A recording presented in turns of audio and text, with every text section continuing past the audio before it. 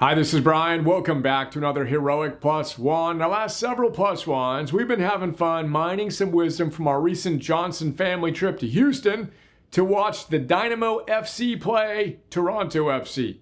Today, I want to spend another moment in Shell Stadium. The game's over. We're under the stands, outside the locker room, right at the end of the tunnel where the players and refs come in from the field. Now, shortly before we had that micro moment of red and yellow card awesome with the refs, Jonathan Osorio, the Canadian national soccer star and captain of TFC, came cruising up the tunnel.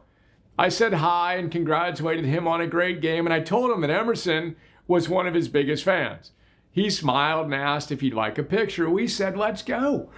Then he looked more closely at me. I was wearing the hat and the glasses and said, oh, I just realized who you are. I love your book. To which I said, awesome, thanks, let's go. Then we chatted for another moment before he went into the locker room to clean himself up. But that's not quite the point of today's Plus One. Today I want to chat about some wisdom from The Captain Class by Sam Walker. We've talked about a couple ideas from his great book in our Plus Ones on social loafing and the heroic haka. Check them out. But I want to go a little deeper. So let's get to work. Now, I got The Captain Class on the recommendation of a U.S. Navy admiral I was blessed to meet while attending the change of command ceremony on the USS George H.W. Bush for my friend, Captain Dave Pollard. I read it as part of my recent binge on all things mental toughness and peak performance as part of our work with more and more elite sports teams and coaches. It's fantastic. Sam Walker works with sports teams, companies, and military units to help them identify and cultivate potential leaders. He's also the founding editor of the Wall Street Journal's daily sports coverage and their former leadership columnist. As I visited his website, you can check it out at bysamwalker.com to learn more about him and his background. I learned that he's worked with a Super Bowl champion, the LA Rams, an NCAA championship football team, University of Michigan. And I also saw that we both had the opportunity to serve the sailors on the USS Dwight D. Eisenhower and the U.S. men's national soccer team. Awesome. Now, as per the subtitle, this book presents a truly fascinating new theory of leadership.